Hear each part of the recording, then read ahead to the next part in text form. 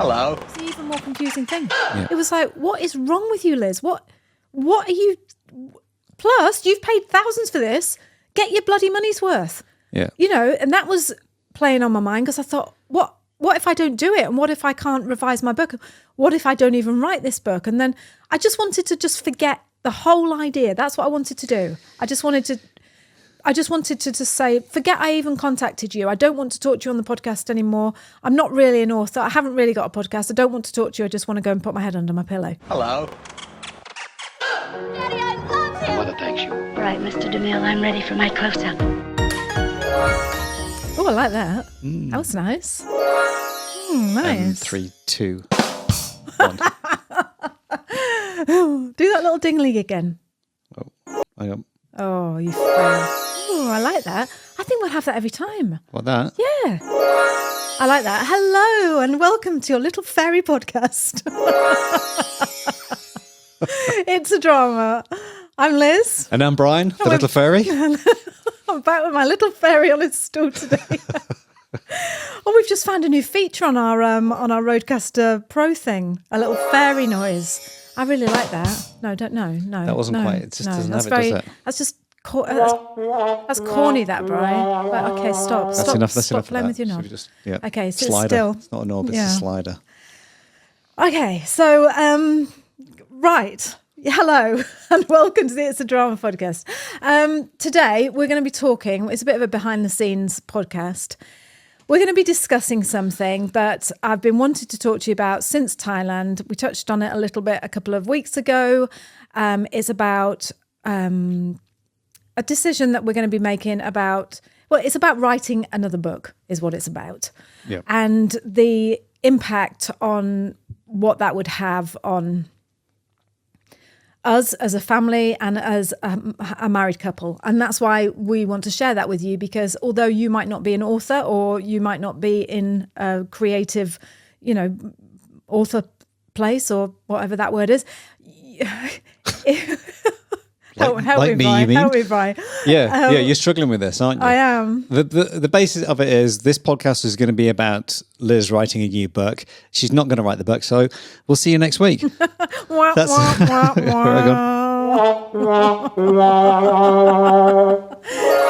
No, it was so that if you are listening to this, you can relate, because in every marriage or partnership or family, or even when you're solo, you make decisions that it's very rare that decision that you're going to make doesn't affect the other person or someone else in your life. And that's what this is doing. And this is why we wanted to talk to you about it. Yeah, I think you can look at it and go, well, why would it make any difference to our relationship? If I went to work and they say, oh, I've just had a promotion and I'm going to be doing this at work, it doesn't make a great deal of impact. It might be, you're going to be a little bit more stressed or whatever it is. But I think, because not everybody lives with a creative or an author or someone like that, because there's a difference. As we were listening to the other day, there's a creative, because you can all be creative at work and whatever it is you do. And then you have the artist in you, which is that little bit different. Oh, Brian, you're going to take that as your own little bit of information, are you? Well, no, I was listening to something the other day, and it's so true when you actually look at that, because, even going back to being a plumber, you do pipe work, and that was artwork. It was. And, to get it right and to make it look right. And it's that creative side of you wants to make it look perfect. Mm. But this is a huge step when you have someone in the family who is an author. And everyone's heard of these things where people go away for months or weeks and go off to retreats and need that time where you need to go and do things. Mm. And that's what it is that you're trying to get over, but you don't want to say it in that way for some reason. And that's what's important in this, is that an author is a little bit different when it comes to, it's no different than an artist and being a painter and going away and doing landscapes, because you can't do it at home or whatever it is. But I think that's what you want to talk about, because it takes a lot of effort and a lot of time to write a book. And energy, yeah. Yes. Before we, well explained, by the way. Okay. Before we move on, I just want to say, and I think I've said this to you before, every single person on this planet is a creative. That's why when sometimes you say to me, oh, Liz, you're a creative. No, everyone is a creative. Yeah, they are. Everyone creates something. You make a cottage pie for your kids, you've created something. Yep. You know, like you say, you put a heating system in, you've created something. And you're right, it isn't. It's not like, oh, I'm a creator. Everyone is. But for work, we produce artistic things like podcasting and videos, and not everyone does that. And also, I'm a writer. So, yes, that is more of an artistic expression. I don't get paid much for it, but I'm still a writer. Yeah. And this podcast episode is about making a decision of which way to go. And to be honest, the reason I'm making this podcast is a little bit selfish, is because I want your opinion. We want your opinion on this. I certainly want your opinion on this. So please listen to this episode and message me at the end, email or comment, or however you want to reach out.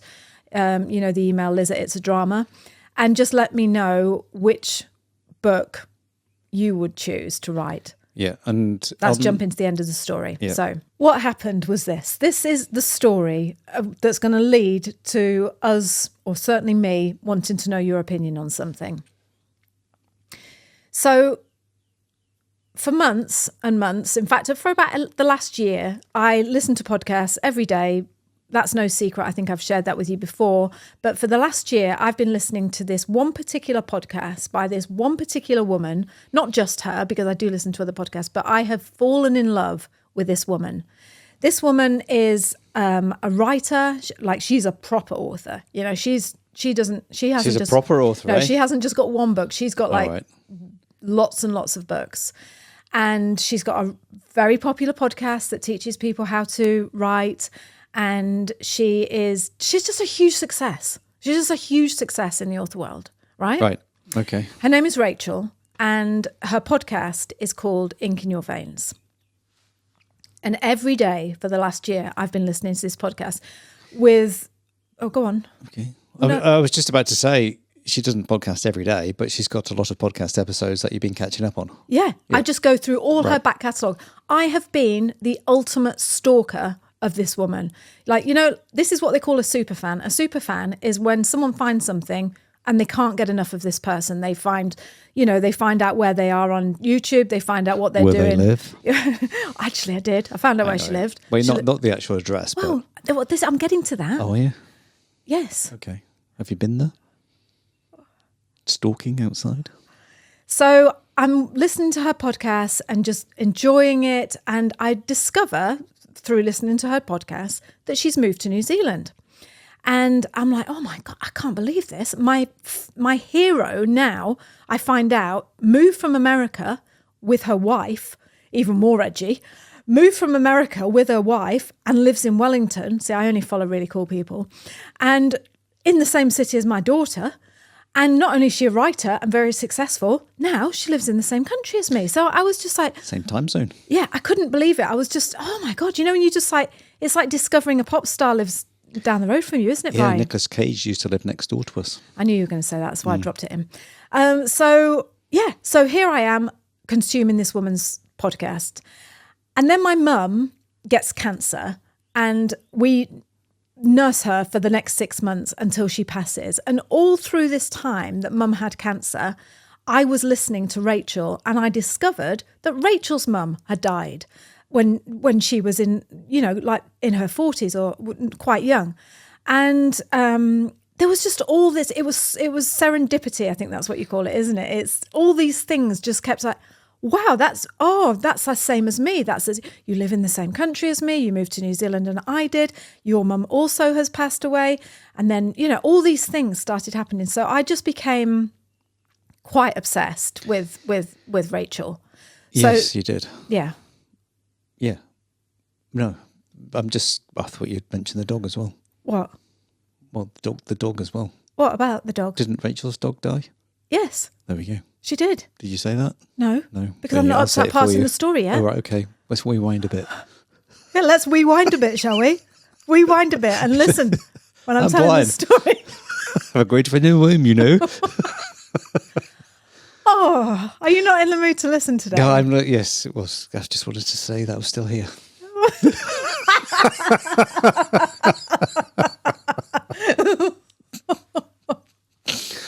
Oh, Brian. again. This is a serious podcast, so don't do this. Oh, it's- No, stop it. Okay. Stop it. This is serious. Unfold your hands. In fact, just put your hands on your head like this. That'll stop you fidgeting. So anyway, my mum passes away. See, now look, you've made me go Sorry. all, yes, this is a sad part of the story and you're being silly. My mum passed away and I start writing down as a way of relief, as a way of just coping. And I wrote down the 5 letters that I talked to you about on the other podcast. And I was writing down little things about New Zealand, about all the things that I loved about New Zealand. Yeah, and I think that going back to, like you say, when your mum was not very well, I think you couldn't believe how well New Zealand and especially the health system was looking after your mum. And that all added to that side of like, thank goodness that she's here and I am here. And this happened in New Zealand. here. I know. And I would go in and see mum and she'd be like, oh, Lizzy, thank God we moved when we did. I'm so glad I'm in New Zealand. And, you know, all this stuff that mum would say. And that escapism that you used to get as well from going for walks and stuff, wasn't it? What do you mean? Well, like at the lake. That's what was all adding to this New Zealand. Yeah, and we talked about it on the podcast. We told you about the meaning of kia kaha and, you know, going to the lake, like you say, and all these little things that were coming up to me. They were just coming up in me and I had to write them down. And they were about New Zealand. They were all little things that, like, you know, I loved the smell of the ferns and I loved it when it rained and I loved being down on the beach and I loved the people in the nursing home with mum. And like you say, I loved the fact that you didn't have to pay for parking at the hospital. And all these things about New Zealand, I was just writing down. And there were literally 4 or 5 sentences of why I was so grateful that we were living in New Zealand. And the time went by and I kept listening to Rachel. And I said to Bri, do you know what I'm going to do? I'm going to... because I was getting inspired by listening to Rachel because she's an author and that's what she talks about, is writing a book. Oh no, I need to tell you something. She wrote a book. That's what it was. She wrote a book, or she was just about to publish a book, a memoir of her moving to New Zealand. Yeah. And that book was called Unstuck. And it was the story of her and her wife moving from America to New Zealand. And so that was in my mind. And I thought, you know, I love this Rachel and I'm writing all this down about New Zealand and it was bringing me relief and it just felt so good. And I said to you, didn't I? I said, what I'm going to do is I'm going to write one of these, you know, like these little toilet books that you get, like 99 Reasons or, you know, like 99 Reasons Your Cat Loves You or something like that. There was that original one that we got years and years ago. It's called Life's Little Instruction Book. Yeah, which is that's just it. like 100 or 99 reasons of just life experiences and things. Weren't You they? know Just the tiny ones little- I mean, you know, they're like little oblong books and you flick through them and there's a little 5 or 6 lines or something about whatever you're reading about. Yeah. So I thought, I know what I'm going to do. I'm going to put all my energy and all my artistic, you know, creative energy into a little book, 101 Reasons Why We Never Left New Zealand, because we've been here for 15 years this year. We were like, okay, I said, right, well, I'm going to write this. It's just going to be, and I started writing it. I started putting together these little snippets, these little tiny, I mean, they weren't tiny. They were like 500 words. So they actually weren't 4 or 5 lines. They were more like a page of a story, a short story. Yeah, little short essays. Anyway, we went to Thailand and I was just doing this in my spare time. I was just writing down these little stories, wasn't I? Like, you know, these little essays. And we went to Thailand and as I told you in the last podcast, you know, totally relaxed, totally was able to just focus on the things that we wanted to focus on. And the thing that I particularly wanted to focus on was reaching out to Rachel, and just talking to her about books and writing and New Zealand and being an author and how much I loved her and just all this stuff. But I was so scared to reach out to her because when, you know, to me, she was just like this goddess that has done all this successful stuff. And why would she just want me reaching out going, oh, by the way, I hear that your dog died as well. And, you know, And you live in Wellington, and so does my daughter. And I don't know, I just felt so insecure and so not worthy, really, to just pick up the email and go, hello, would you like to be my friend? I just didn't feel brave enough to do it until we got to Thailand. Was that because you were actually physically further away? Or was it just that you were in a better space there? I think it was just because I was in a better space. Yeah. And actually, that's a good point. Maybe it was because I was in Thailand and I thought, well, if you spit out your window... I'm in New Plymouth this week, Liz. Yeah. Oh. Well, I can't see you because I'm going to Thailand next year. I know, well, that's the thing. Because you're a bugger with that, aren't you? It's like, you don't particularly overly like meeting people, do you? No, I don't. I hate it. Yeah. Even though, There you go. I know. And it's hard, even when someone says to you, oh, hello, Liz, I enjoy your podcast. I see you on YouTube. You don't like that, really, do you? No, I like that. Or do you? Of course I do. Oh, you do? All right. I just don't like it if they say, do you want to come round to my house for dinner? Yeah. Look, I'm hands up. I am. I'm the world's biggest introvert. I really am. I get really embarrassed and just like, I like my own space. What I see with you is when you're actually doing it, you don't mind it, but the thought of actually doing it turns you off. Whereas you, I mean, let's just divert a minute. Yeah, it's the other way around. I enjoy going to see someone. Then when I'm there, just go now. Do you? Yeah. Is that what it's like? Yeah. You're so sociable. I'm not. You are. You think I am? Why do I think that? You think you can do it, Nemo, but you can't. I've been married to you for a million years, Yes. so I think I know you. And I'm saying that you are an extrovert. Yeah, we talked about that on a podcast before. When I'm at a party, I'm normally on my own at the party. What does that tell you?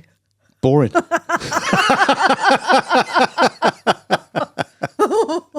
You just got to remember what Mo said yesterday. What? Just because you think you're boring, then someone won't love you. Oh, You know, you're not boring. No, I'm not Only saying a little that. bit. I'm not. Yeah, I know, just a bit. Just depends what you want to talk about. No, you're not boring. Anyway, let's not divert. So, is it divert or digress? Let's not Divert. Yeah, Really? get diverted. So we were in Thailand, and I just thought, sod it. Do you know what? I am going to reach out, and I'm just going to email her, and I did. And while I was waiting for her, Hang on a sec. Can we just rewind that just a little bit? Go on. Because you just sounded like, oh, I'm going to email. I did. It took you 3 days to write that email. Of course it did. I know. So it wasn't just like, I'm going to write the email. Because what I did. I know, but I didn't want to drag it out. This think you podcast is should. going on long enough. No, but yeah, it did. It took me did. 3 days. I was like, dear Rachel. No, not dear That's Rachel. all I heard for 3 days. Hi, Rachel. No, not hi, Rachel. That sounds too eager. Rachel. No, G'day. no, that sounds rude. Kia ora, Rachel. Oh, no, it sounds like I'm a cocky little Kiwi. Oh, it was awful. I couldn't find the right words. And anyway, it did. It took me 3 days to craft this email to my absolute hero that I think is just the bee's knees, asking her, would she like to come on my podcast? And I mean, because I had something to offer you, Seabry.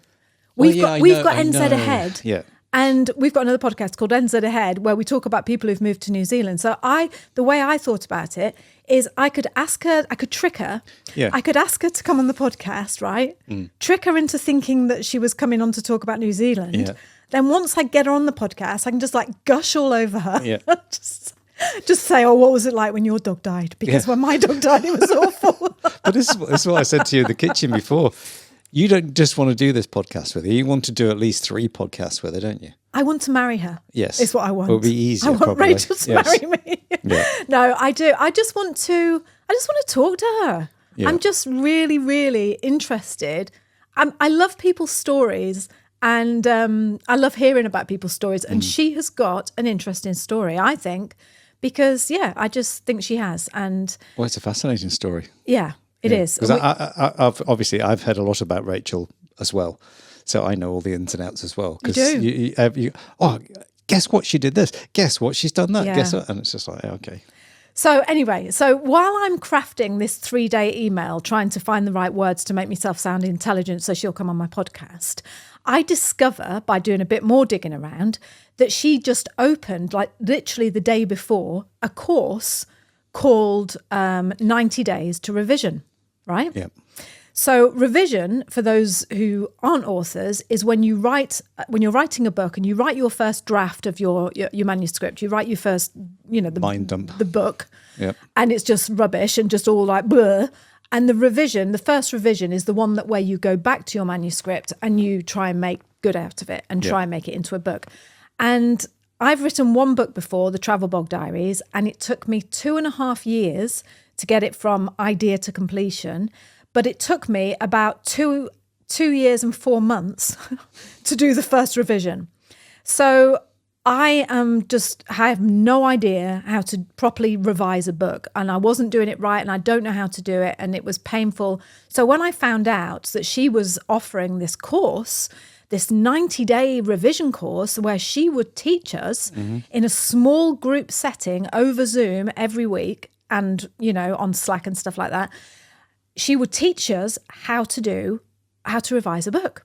Yep. So I thought, and it wasn't cheap. That was the only thing. It wasn't cheap. And I thought, now then, do I use my savings or some of our savings to take this course? I can be closer to my lover. I can stalk her up front. What's a wife like? I don't know. Oh, I'm not being interested in her. No. There's just me and Rachel in this scene. Yeah. No, her wife sounds lovely, actually. She doesn't really talk about her wife that much, or I just turn off when she talks about wife. I just fast forward.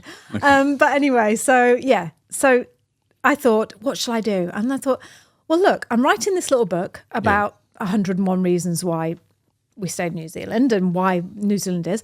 I could take her course, pay this money and get to know her. And, it just all seemed to just go, ding, of course. Yeah, that's the way forward. Yep. That's the way forward. So I talked to you about it, didn't I? Yeah, you did, yes. What did I say? About 30 seconds. I'm going to do this course. That was it. Okay. So I had a deep conversation with Brian, just made sure that was okay to do that and everything. Yeah. And he was all on board. And in the meantime, I bought the course and I pressed buy. And in the meantime, like when I got back to the computer, Rachel had emailed me back and said... Very quick. Yeah, she was. She probably saw that sale come in. She probably thought, this girl's worth knowing. Look at her. She's not a cheapskate. Automatic reply. She emailed me back and said, oh, fantastic that you've joined the 90-day review. And of course, I would love to be on your podcast. Thank you so much. She was so humble and so lovely. Just not at all like, Big Ed or Starry or anything like that. Yeah. Sorry, that's supposed to be Big Head. Big Ed. Big Ed. We've had Rewind and Big Ed. So who are these people? That's a northern saying that, when you get above your stage. Oh, shut up, Big Ed. You just means you're a bit above your station. Yeah, cocky ass. Anyway, so she was just delightful. She was so lovely. And she just said, oh, I loved your email. You've just such a lovely writer. I'd love to come on your podcast. I'm away for August on holiday, but let's catch up when I come back, and the course starts in September. And I was just on cloud 9. I thought, not only has my hero reached out to me and has agreed to come on our podcast, but I'm now going to be seeing her every week on live Zoom and I'm going to write this book and it's going to be revised and it's all going to be done and life is going to be absolutely perfect. And that's what I thought. Yeah. And then what?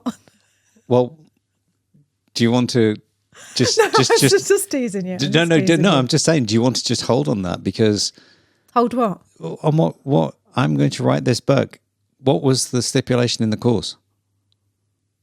That you had to be 80% done. Yeah. Yeah. And are you?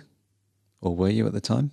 Yes, I bloody well was. Thank you very much. Well, that's all right. I didn't think you was quite a... Excuse me? What are you, my head teacher? Well, I'm just your accountability coach today. No, you're not. You're not my accountability coach. You just call me Rach. No. Oh. Rachel wouldn't do that. She might do. Rachel would be nice. I'll tell you, be careful. Anyway, so... I'm in Thailand and it's true. One of the stipulations was you have to be 80% of your the book done. So I wrote like a little ferret, honest to God. I was there every day, wasn't I, Bri? You did, you had 30 days, didn't you? Well, probably 20, 25. And I was thinking I can get all these things done. I'll just write 100 reasons why. And I was writing it all down. And, and it's quite hard when you sit down and think, okay, what are 100 reasons why I stayed in New Zealand? Because I was up to about 50 and then I was thinking, can't really, I've already said that. There's only so many times you can say, you know, like, oh, the mouldy culture, the tuies, the ocean, the people, the land. Yeah, all those things that you would normally think, if you live in New Zealand, you know what I'm talking about. You try writing them down. Try writing down 50 things and you'll get 50, but try writing 100 down and it gets quite tough. Yeah. So, but I was getting there. I was like, oh yeah, I remember this little story. And these little chapters started turning more into memories of, oh, do you remember that time that we took that toilet back to Bunnings and, you know, they gave us that discount. And it was into little stories rather than I love New Zealand because... Yeah. You know, we bought a toilet from Bunnings or whatever. Anyway, so there I am. I'm ready to start the course. We came back from Thailand on the 24th of September and the course started, I think, on the 7th or maybe the 5th of September, something like that. And I'm buzzing and we come back and I knew what I was doing and it was like, yes, fantastic. Got home and we talked about it on the last podcast. Everything just sort of felt hard. Yeah, like you were 2 steps forward, 1 back sort of thing. Yeah. Yep. And I turned up for the first Zoom call of Rachel's class with all these other authors. So I think there's 12 of us in total. It's like a mastermind group, you know, a mastermind is where it's a small group of people who are have got one thing that they want to achieve and they all come together to achieve it. But not quite a mastermind because Rachel is like at the front teaching and talking about it. Yep. Anyway, I got on my first Zoom call and I just absolutely dissolved. I hated it. I absolutely just felt like the biggest imposter syndrome rubbishness thing. I just, you know, when you just do something and you expect it to be a certain way, and then when you're doing it, you just think, what am I doing? What am I doing? All these people, all I could think was all these people are proper authors. They look like proper authors. They talk like proper authors. They're acting, they know words like proper authors. They were using things like, oh yeah, well, you know, when we get our what's the word? Inciting moment. All like proper author language that I'm not familiar with because I just wrote my book out of my head. I didn't take any lessons or do anything like that. And it just seemed so overwhelming. And also, Rachel was teaching, you know, because she's a teacher and she's teaching this course. And I just felt like, all I can say is I just felt like an imposter. I felt behind. I felt like not a real author. I felt massive imposter syndrome. And I just thought, why am I here? And why have I wasted my money? And what am I playing at? And what on earth did I think that I'm going to be able to do with this book? Because this is just ridiculous. I don't know why I felt like that, but I came off to you and said it, didn't I? Yes. And I'm trying to think, it goes hand in hand with the second lesson that you had. That is what I wanted to talk about with that as well. Because the first one, you felt like that, but you thought, well, I can catch up in a week. Yeah, they just seem to be so much ahead of me. And given a due, Rachel, this is nothing to do with Rachel's course or teaching. This is all to do with me. She was giving out handout, you know, like, oh, we had a Slack group. We've got a Slack group and there was all these handouts and charts and papers. And she keeps saying on the Slack group, do not worry if you feel like you're behind.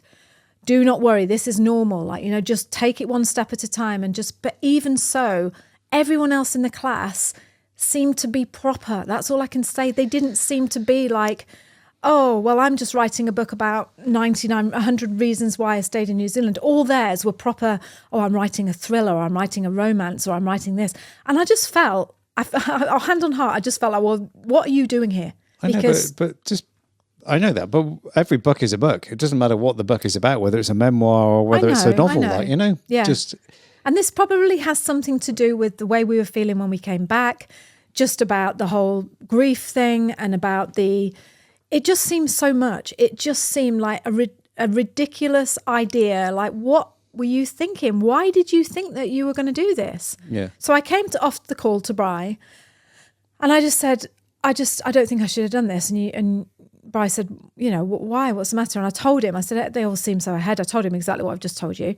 And you were like, oh, just give it time, just give it a couple of weeks and see how you go, weren't you? Yeah.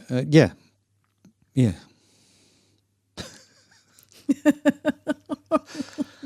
I was going to say there was a whole bunch of stuff, but that kind of leads into the next lesson that you had. But what did you actually do with all that stuff? What stuff? In the Slack community group. What do you mean? What did I do with it? Posted. Did you even look at it or do it? No, I couldn't because I was just so overwhelmed. And I just thought, so when you do a mastermind like this, you get a Slack group, and we're familiar with this because we've got our own Slack group with our New Zealand community. And you say welcome and who you are and what you are. And I could see all these people just chatting on the Slack group. And I just felt like, I just felt so scared. And I was which is crazy because you're the administrator of your group. You're the actual leader of the group. I know. And that was the of even 400 more people. I know. Yeah. And that was the even more confusing thing. Yeah. It was like, what is wrong with you, Liz? What are you? Plus, you've paid thousands for this. Get your bloody money's worth. Yeah. And that was playing on my mind because I thought, what if I don't do it? And what if I can't revise my book?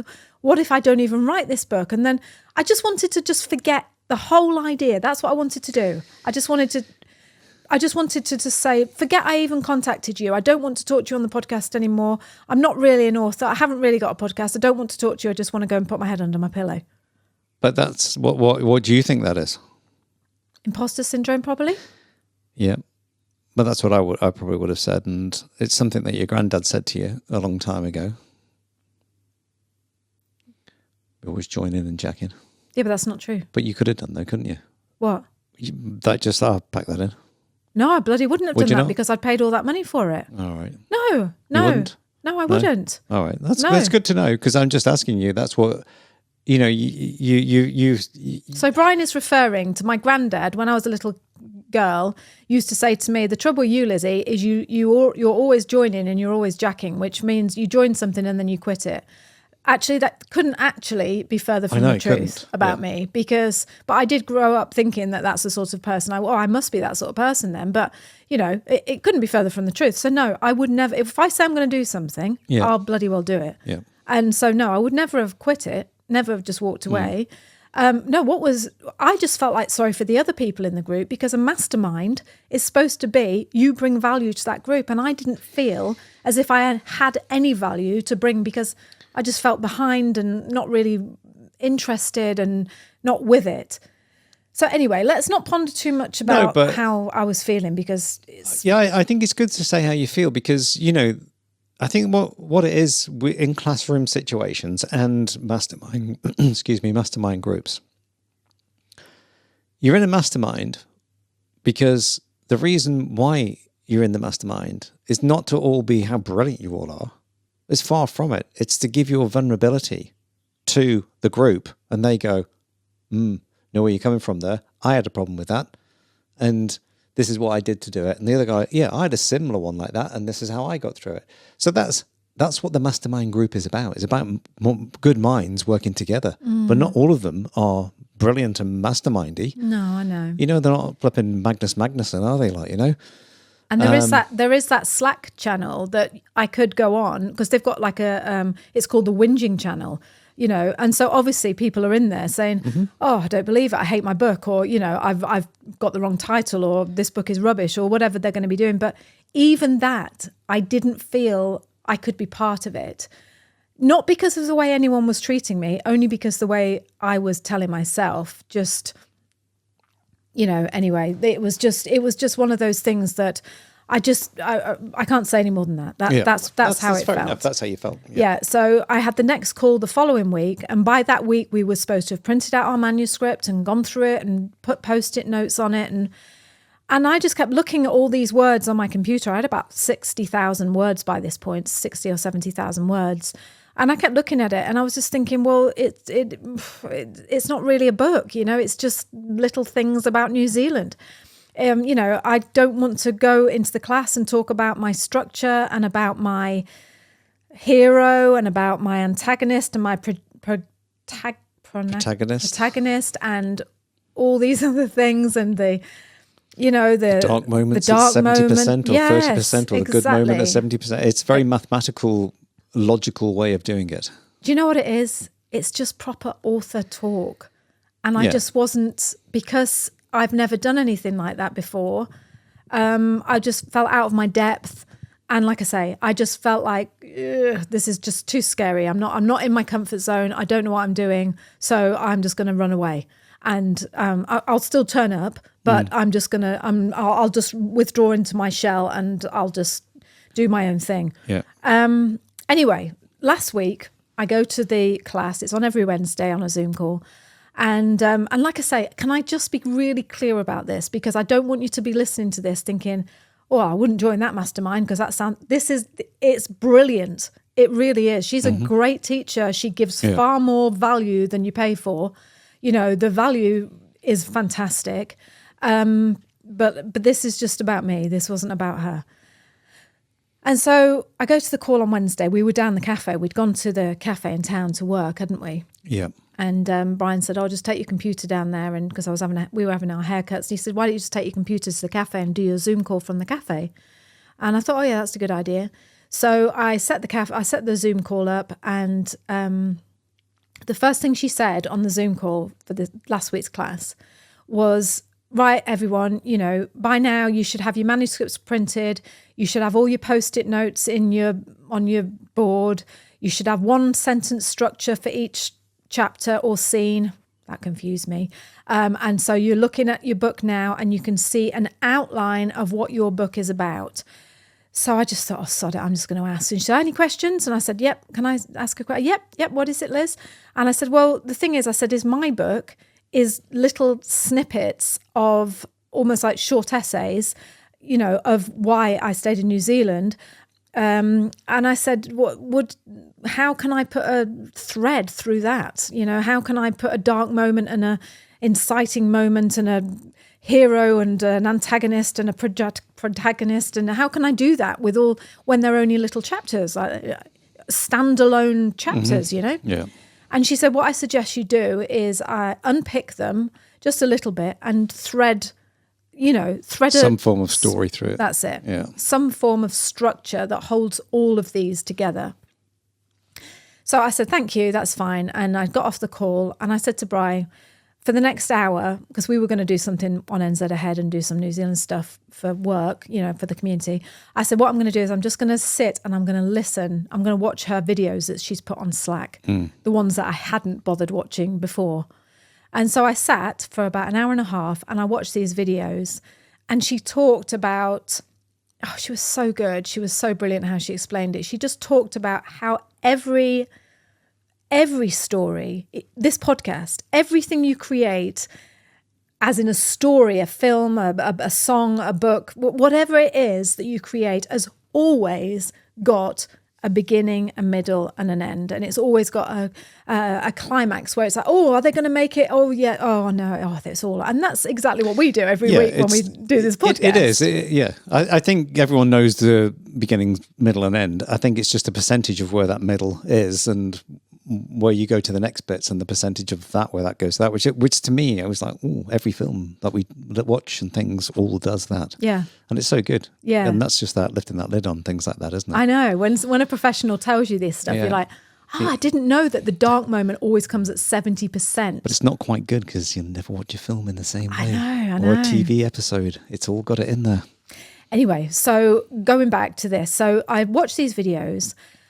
And then all of a sudden, she says in one of the videos, write down like a theme. You know, what is your message? What is standing out to you? It's supposed to be on all these little post-its, but I hadn't done that. So I just started to write this down. I looked through all the chapters, all these things I've got, and it suddenly dawned on me that, hang on a minute, this isn't about 100 reasons why we stayed in New Zealand. This is actually, when I'm looking at all these little snippets now, this is actually the story of, it started with me and Mum coming to New Zealand. Brian had never been here before. Me and Mum came on holiday with Tess. Told you that story before. Mum saying to me, if I was you, I'd be moving to New Zealand. If I had my time again and I had a young family like you, Lizzy, I'd be moving to New Zealand. And I said, oh, Mum, I can't. What about you? No, never mind about me. I'll follow you. I'll make my own way over here. You just go and live your own life and you get over to New Zealand. That's where you need to be. And I came to New Zealand and I'm looking on these notes that I've been making as I've been reading. And I'm like, and then I homeschooled. And it was like, well, who was the one behind?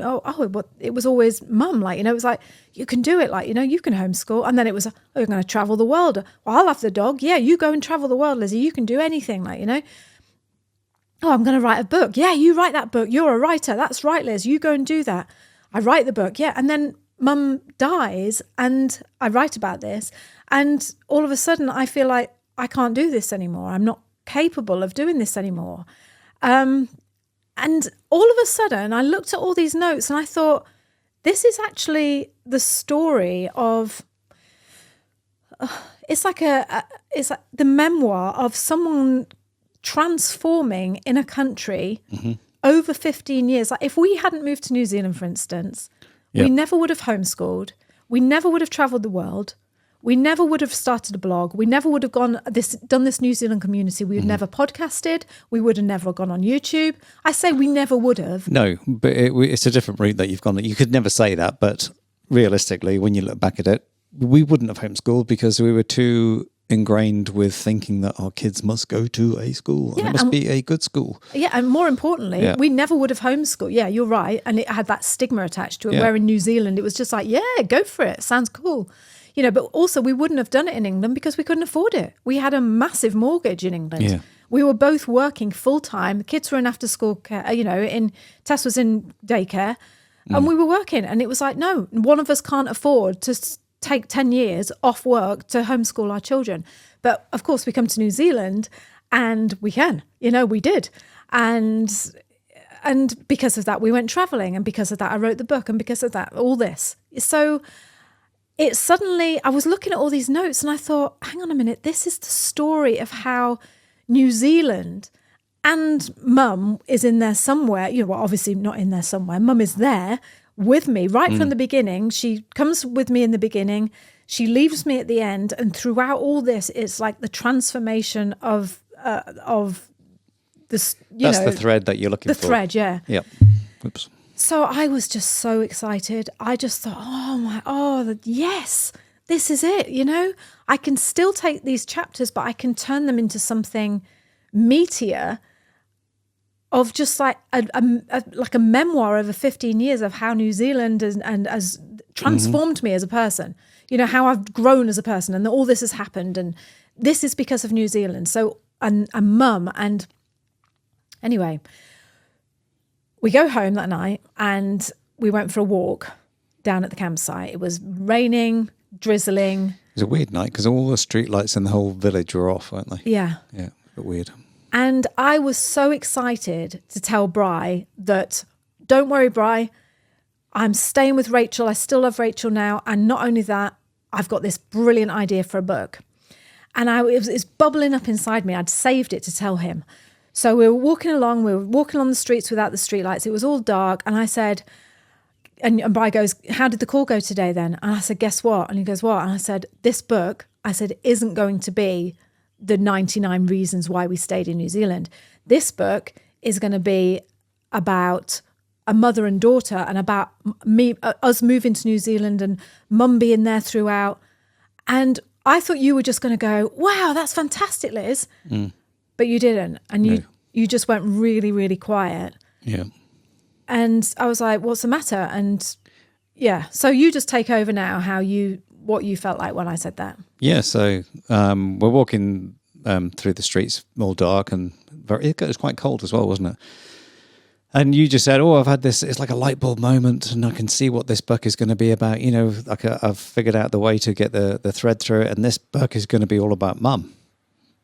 And straight away, I just went, well, that 90 days to revision is never, ever going to happen then. That's what first went through my mind. And then I just thought, and the second thing was, I didn't think you're in the right place and the right time in your mind right at this moment to not so much dig all that up, but just, it's not a very good saying, is it, dig it all up, but is to delve back into that and make it more sore again. Just after we've had that wonderful time in Thailand, and then you turn around and say, oh, it's going to be about this, and it's just like, wow.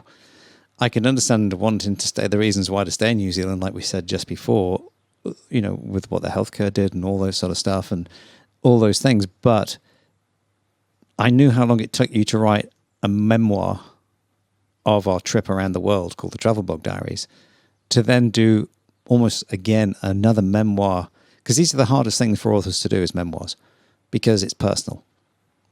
And that's why you can't just write, write a romance story. Oh yeah, do that, and it doesn't. It's pure fiction.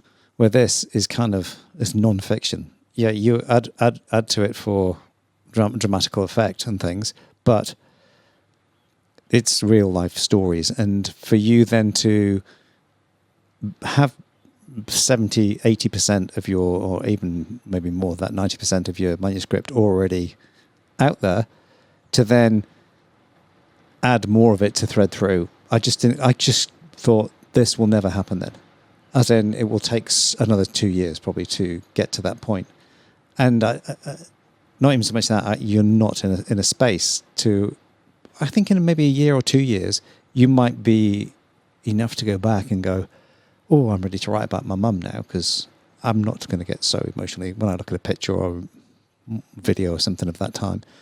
But right now, I don't think I could see you regressing and going the wrong way, because it was supposed to be a bit of a light book that you could find easy to get you back into writing, and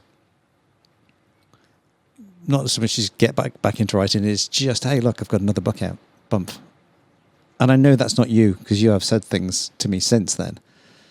But it went down like a lead balloon when I just went, oh. And you could say, oh, I can feel the energy from you. You just don't, what is it? And I'm like, we couldn't even talk in the end, could we? No, we didn't, no. Yeah. And the reason I always say the reason we're recording this podcast, but actually it was resolved. It was resolved yesterday when we went for the most amazing walk and talked for 2 hours.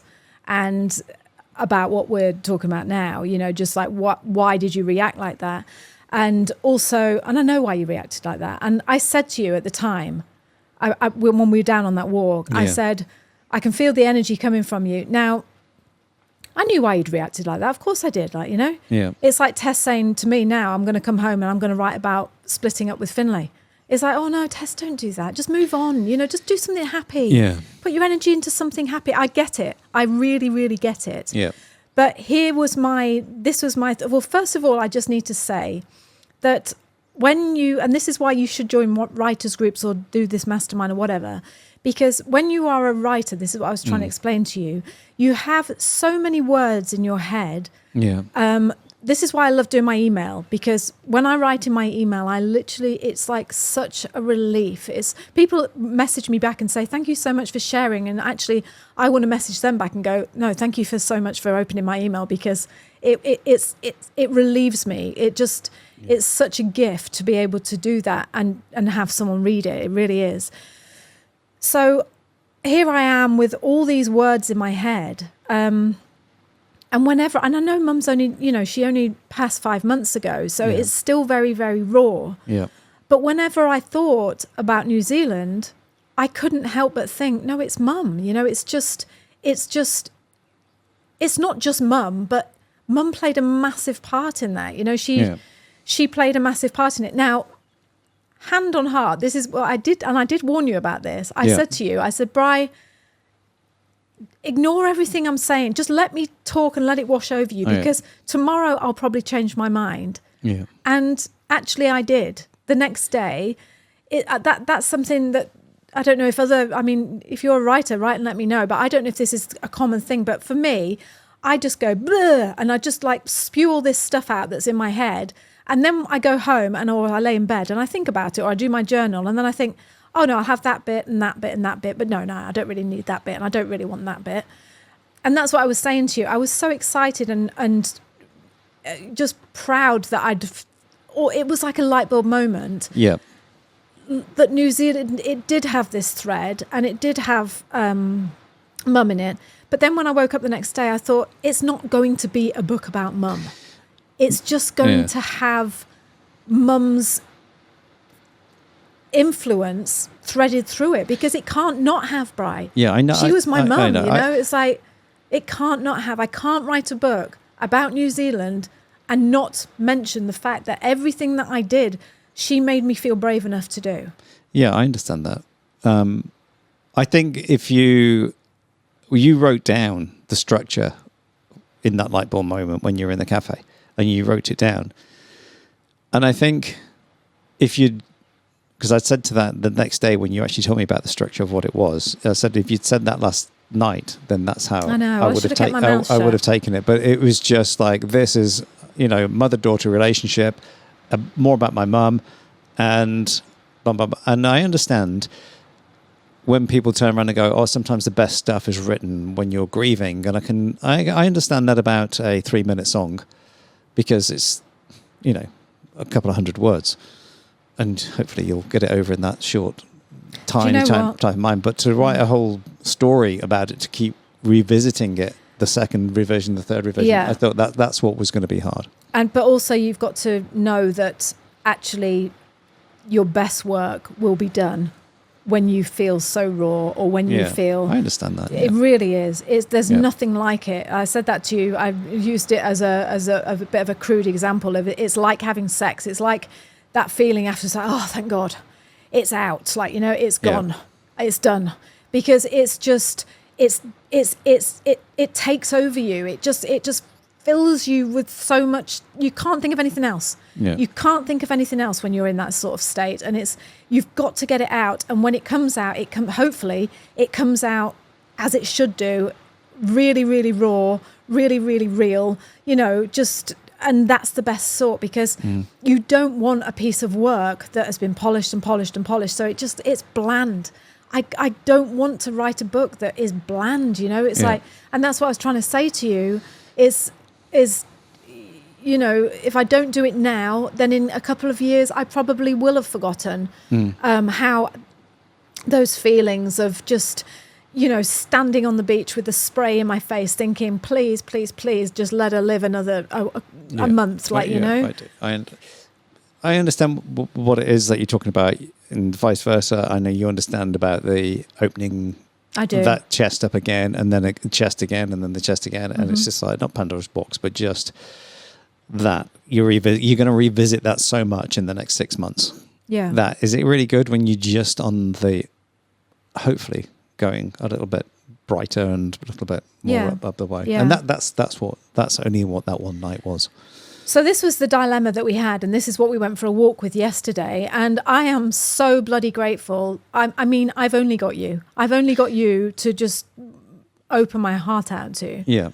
And talk to. I mean, normally I would pick up the phone and say to Mum, what do you think about this? I've got people online, but I don't, it's not something that... There's nothing quite like family, is there? No, there isn't, right? Close, long-term friends from years gone by who know you. Yeah. But it's you that I always choose. Yeah. It really is. It's either you or my email list that I say, what do you think? But, and we had a really big talk about it.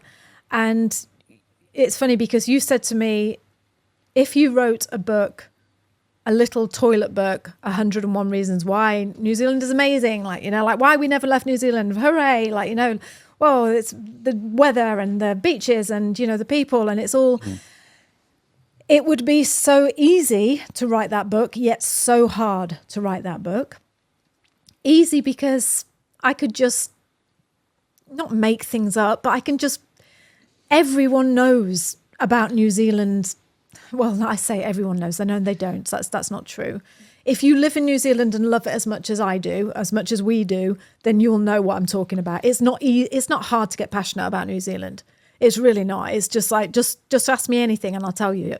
But so it would have been easy in that sense, but hard because I'll have to avoid anything to do with mum dying. I'll have to avoid anything to do with feeling vulnerable and brave and homeschooling. It was just, It was all encouraged. But that comes back to that memoir thing, doesn't it? Like, you know, that's harder to write than what it is just to write. Oh, look, yeah, the sand, the black sand is actually lovely. That's one reason. It's so easy. Yeah. It's not the same, is it? So we said there's three choices here. We either scrap it all together and just don't write, which I can't do that. I know I can't do that. No. I mean, I'm trying to be all cocky and go, ha ha ha, yes, I'll just scrap it all together. But actually, I say I can't. You would. You just think, okay, well, I'll just do it in the spring, but then I'm worried that I won't have that same, that's just that raw passionness for it. And the other option is just to write the 99 Reasons, just a very easy book, just 99 Reasons Why We Never Left, or why we stayed in New Zealand.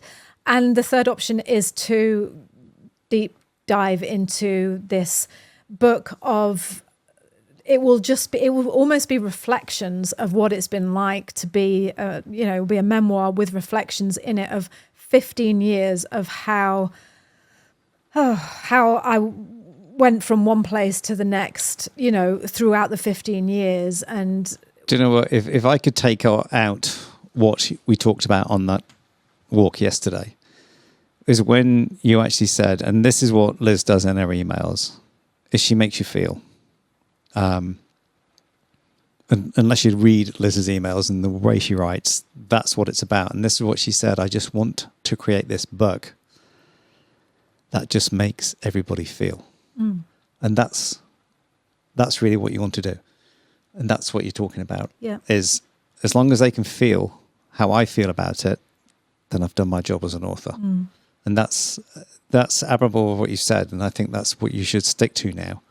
And I know you wanted to say on this podcast, what would you rather have? Would you rather just have the toilet book, or would you rather have the book that makes you feel? And I think that's your answer. That's your answer, really, isn't it? And all that walk yesterday was Liz. I walked into Liz, and she's in a room on a computer, and you get a glance of Chrome or Safari, Internet Explorer, whatever it is you want to call it, just a browser for browsing the internet. And you couldn't make out the tabs across the top and you said to me, I've got 32 tabs open at the moment of different posts and emails and things that you want to include in this book. And it's just, okay, so when we go for this walk and you're worried about, should I just shelve the book or should I just do it? And this is what I find with you, because I tried to put it into an analogy of when I was working with someone, of what they did. They thought it was being the best way to do it was get all the stuff on your mind and get it all, out there and open. And instead of just go, hey, do you know what? You've got one tab open. Let's just work on that one and let's put that into the chapter. Let's open the next one and do that. And that's what we really talked about. And that clarity that came to you was like, oh yeah, I do have 32 open. But it's like I said, you can copy your history. You've got all the URLs. Close them all and then do one at a time after that. And I think that's what we've come to with that walk and everything. I don't, maybe that's not the way you wanted to explain that or what that chat was about. No, you've explained it, yeah. But that's what I just think you needed, was just that structure, which comes back to that you're missing your mum. That's what she probably would have said, is just do one at a time, Liz. And then before you know it, and I think with what Rachel was saying in the course, you get everything into a spreadsheet ready for that revision. And when you've done 1,000 words, it'll tell you that it's 5% through. You're not looking at the whole 90,000 words that you just said before, are you? It's one bit at a time. And that's just being a trader. You have to do that. And it's the same in life. It's the same in any job. It's like, let's not take on too much. It's no different than listening to that yesterday, wasn't it? Where you got 12 salespeople coming in saying, these are the 12 sales targets we want to hit this month, or the 12 people that we want to reach out to. And it's like, that was just a podcast we were listening to. But it's that same thing. It's bringing it down, isn't it? Yeah. It's just, working on one bit at a time. I think a couple of things I just want to say is, yes, I think the answer is to go ahead and do the book, because you asked me, you said, your words to me were, if you had the choice and you wrote the book, the little snippets book, the little 101 Reasons Why, and you sold 100,000 or 10,000 copies of that book, because, everyone in New Zealand would want to buy a little book about why 101 reasons why this British family stayed in New Zealand for 15 years. That would be interesting to a lot of Kiwis, because they'd be like, oh, why? And I want to know why they did. Yeah. So was it the same reasons their parents did? Yeah, that's right. Yeah. Would you? And it's so funny, and it's so light, and there's nothing heavy in there, and it's no motion, and it's just a nice, easy toilet read book, and that's it. And Brian said, if you wrote that and you could sell 10,000 copies of that, would you rather write that and sell 10,000 copies, or would you rather write a book that is going to create all this emotion and feeling, and it's a memoir, and it's from the heart, and it's written in this raw state that you're in now, that's going to take the reader on a journey, a real journey, that, this is the reason. You've asked why we're here. This is the reason. This is where we went in 15 years. And you only sold 100 copies of that book. Which would you rather write? That's what Brian asked me. And the answer was the 100 copies of the book, because don't get me wrong, I would love to make $10,000, whatever that's going to cost on a, $10 book or $20 book or whatever. Yes, of course. But no, I can't. It would just be, And also when you say about the feeling, I read somewhere that feeling is healing. And so I keep trying to remember that every time I visit one of these chapters, and I'm like, oh, this is just hard. This hurts. Don't get me wrong. Not every chapter is sad. It's like, 70% of the chapters are funny. They're a reflection on life in New Zealand, and how much I struggled in New Zealand, and why I struggled in New Zealand, and what we did to get over that struggle, and things like that, as a family. But feeling is healing. And I just thought that is so true. It's so true. And going back to what you said, I've got two more things to say. I'm aware that I've been talking a lot, but I'm just going back to what you said about... There's no time limit on a podcast, is there? I know. But going back to what you said, when I was in Thailand, I read a book, and it was... I spent all this time... I don't normally read fiction books. I'm always reading like self-help or marketing or business books, and I just thought, no, you're going to relax and you're going to read this book. And I chose this book to read, and I saw it through to the end. I read it from start to end, and I said to you afterwards, I just said, it just was like, left you a bit flat. It did. It just left me feeling a bit flat. And as a reader of a book like that, you just think, I don't believe that. I've just invested all this time and to read this book, and it didn't really, it was all right, it was okay, but it wasn't anything special. It didn't make me feel, is what I'm trying to say. And the second thing I want to say is, if ever you get the chance to have Brian coach you, sure, this is the guy for you. This is the guy for you. And he is often, we've often talked about you doing coaching. Yeah. And yes, after yesterday's walk, and he's my husband, and I just said to him, I said, you'll never get a harder client than me, Brian, because you've talked a lot about wanting to do like a mastermind group, or you're just you're very, very patient, and you're very, very brilliant at seeing things how they are and not getting overwhelmed by all the bits. You're very, very brilliant at standing back, being able to assess what's going on, and then patiently and calmly talking through the little bits that you have to do to get to go where you need to go.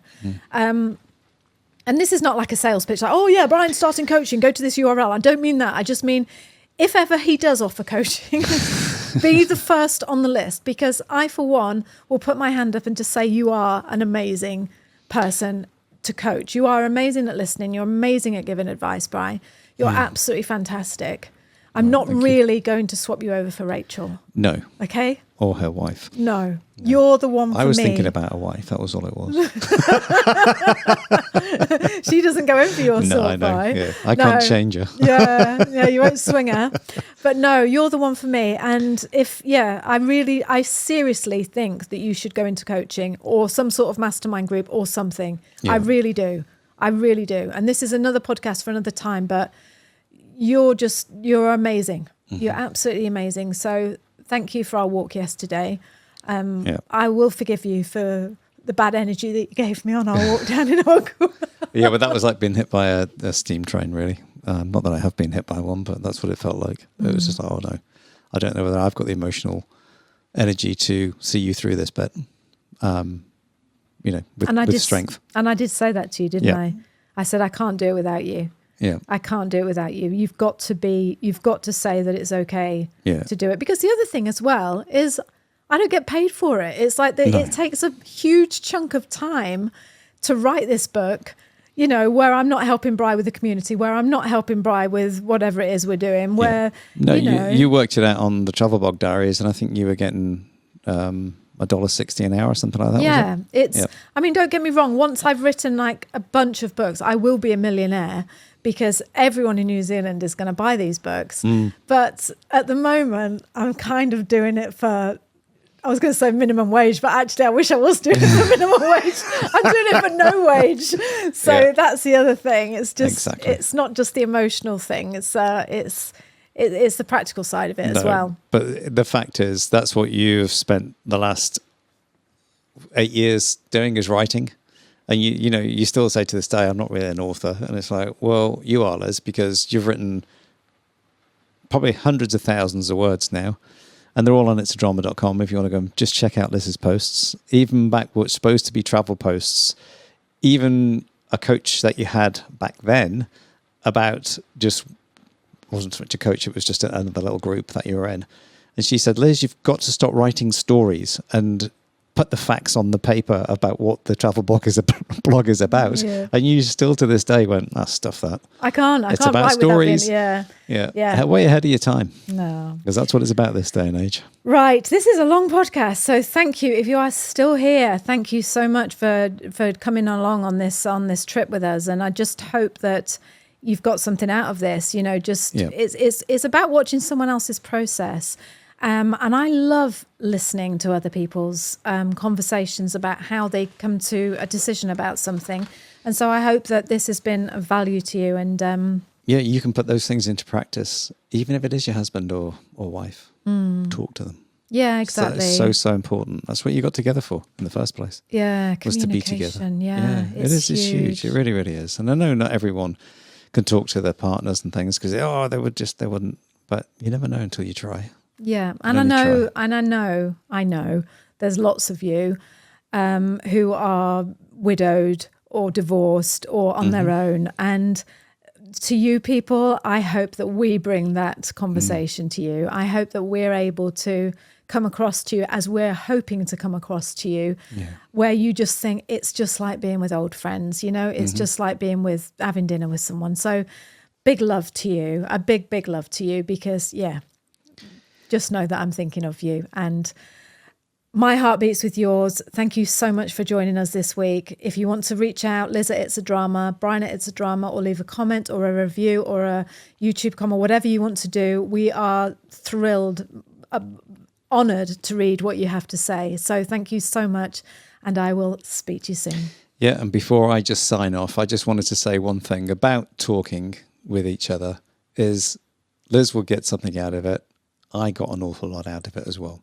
So not only that, I did get a name, which I won't go now into, of a coaching course. So that's what I did get out of that course. I didn't even tell you about that, did I? What's that? You've got a name? A name, yeah, about doing, for doing coaching. For you? Yes. Yes. I'm not going to say what it is now. Are you going to do it then? Probably, yes. Yes. I want you to. That would be fantastic, wouldn't it? And that's what I say. You get something out of it. Yes. By doing it and passing it on, as they say. That's right. Yeah. In the next podcast, let's talk about passing it on, that conversation we had down the cafe the other day. Yeah, that was brilliant, wasn't it? Yeah. All right, okay. Yeah. All right, then we'll tell you about that next time. So there we go. So kia kaha, stay strong. Kia u, stay true. That's true to yourself. And yes, let us know in the comments as well if when we do these walks mainly on Sundays and things like that, we said that we should take the microphones with us. Let us know if you want us to take the microphones with us. They might not be the same conversations, but they'll still be interesting. It certainly would. There we go. Let us know. If you're still here now, you are the ones that would be well versed to listen to. Okay. Yeah. Take care. See you soon. See you now. Bye. Hello. I've got to say, right, you know, you've just picked on me for the first third of this podcast about the fact that I'm not able to relax. I'm just going to turn it on you now. Okay. Because I have got absolutely no problem whatsoever in not cleaning. Right? Well, you never have. Well, no. We haven't got a problem with that at all. That's right. No. That's right. I don't know what I don't know why you've been telling anyone. Come and have a look at the house. Jeez. No, right. But what I say to you, my friend, is